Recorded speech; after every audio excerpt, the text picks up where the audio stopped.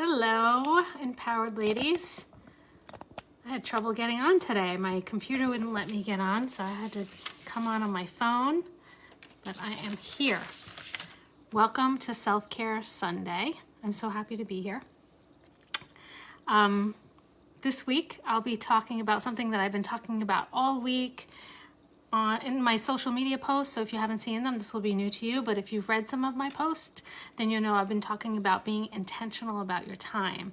And so I'm going to be talking about that this week and how you can do that. What's the first step to get started? So I shared with you a little bit about when I was younger and my kids were little. I had 3 kids. I wasn't intentional about my time at all.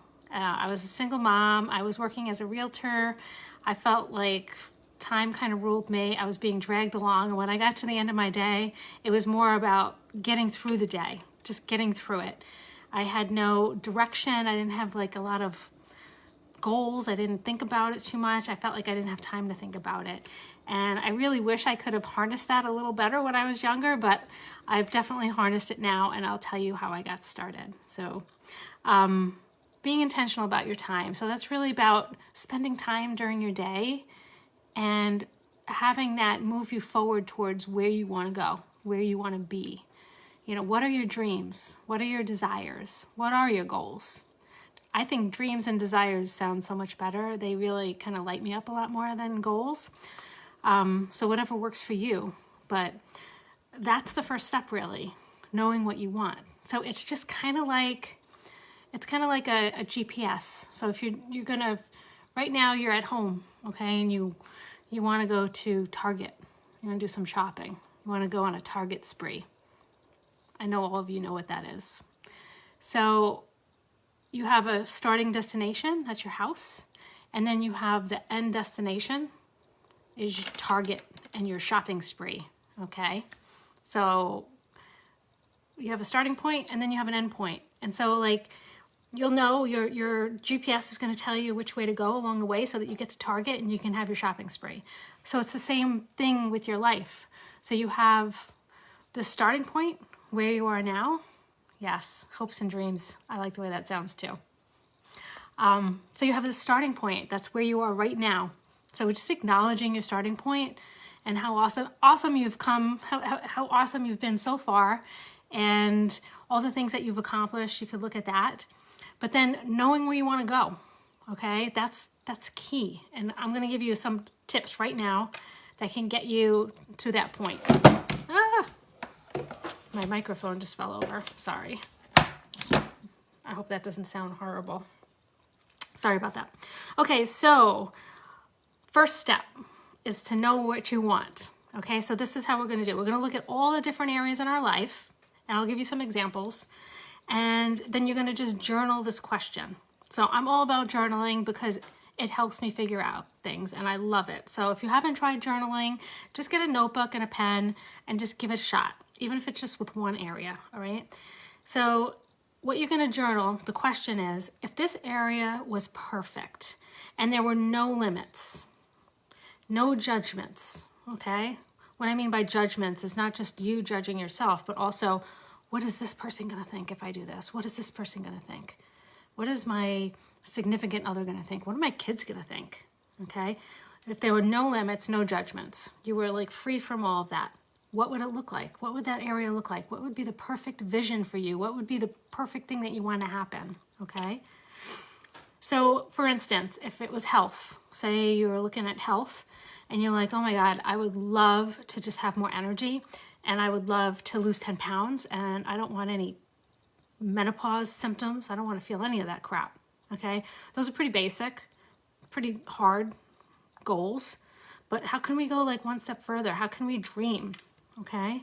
What's a good dream to add to that? So that's very personal, obviously, but as an example, you could say, I want to run a marathon. I want to be able to get through a full hour of hot yoga and feel great afterwards. I don't want it to be super hard. I just want to feel great. I want to feel strong. I want to feel flexible. You know, these are bigger goals. These are dreams, hopes, okay, desires, all right?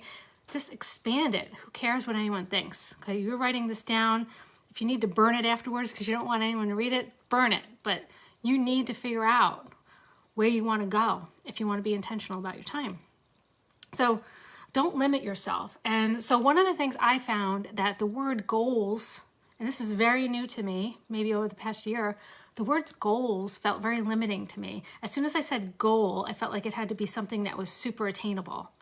So I would like lessen it. That's attainable. But so like losing 10 pounds might be attainable, but running a marathon, that's not attainable. So I'm just gonna lose 10 pounds, you know, so I'll keep that as my goal. And then after I do that, then I'll run the marathon. Okay. So setting goals was just being very limiting to me. It felt very claustrophobic almost.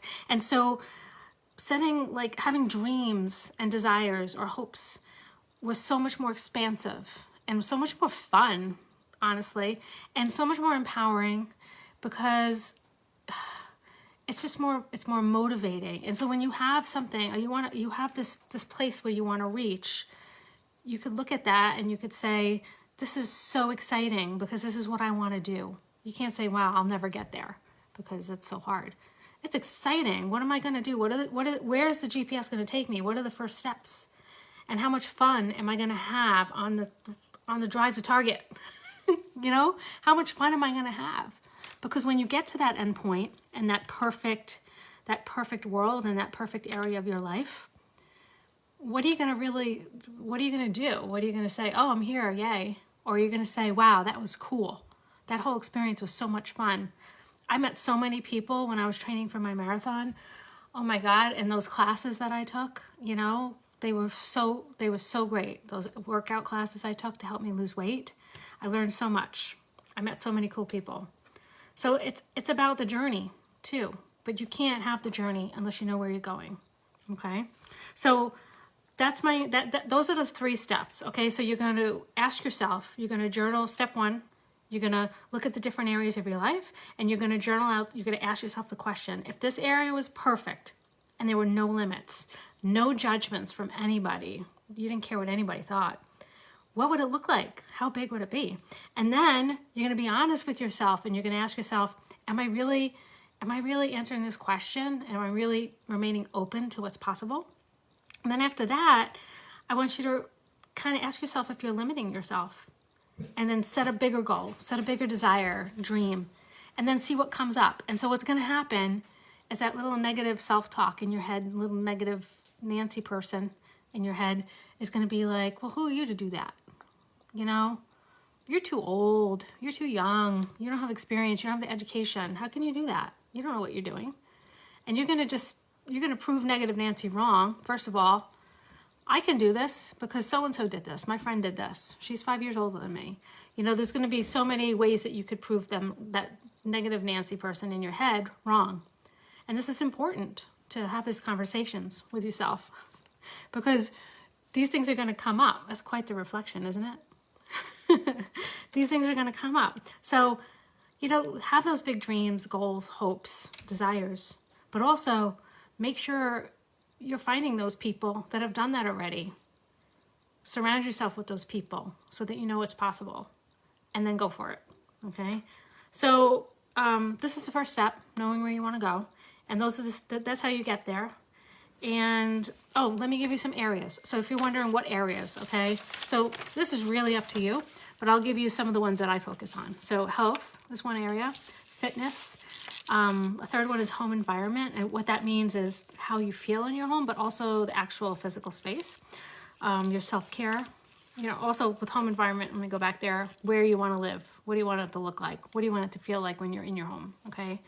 Your self-care, how you're applying that self-care. Your relationships. It could be a romantic relationship. This could be your girlfriends and the relationships with your kids. You could have 3 separate relationship areas. Your social life, your money, your career, your self-improvement, and your spirituality.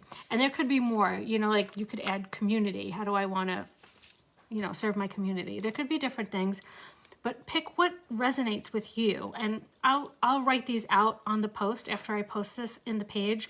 I'll write out these areas so you'll have a starting point.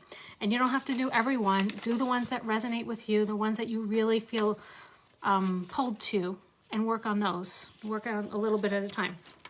Okay, last but not least, I have a free masterclass coming up.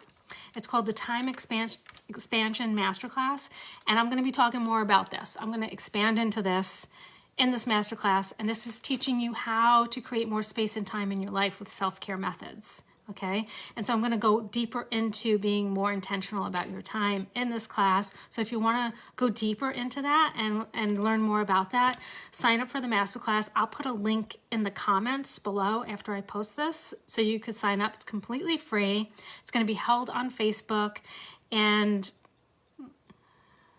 cool. Hey Renee. I'm glad you're going to use it. It's going to be held right on Facebook. It's going to be February 7th, 8th, and 9th at 12 p.m. in the afternoon, Eastern Time. And if you can't be there, the replays are going to stay up for like a week, around 5 to 7 days. So you'll have time to watch it. So if you could watch the replay. I would love to have you there. So like I said, I'll put the link in the comments. Also, if you have any questions about any of this, I'm trying to block this. I'll say up here. I have to sit up tall. If you have any questions about today's live, you're welcome, Michelle. If you have any questions, post it in the comments.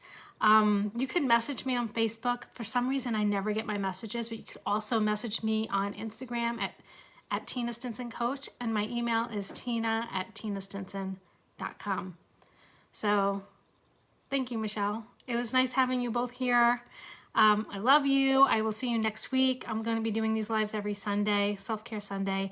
And then if you're on my email list, I'll be sending them out by email probably tomorrow. So if you can't make it, you can still watch them. Thanks, Renee. Bye, guys. I'll see you next week.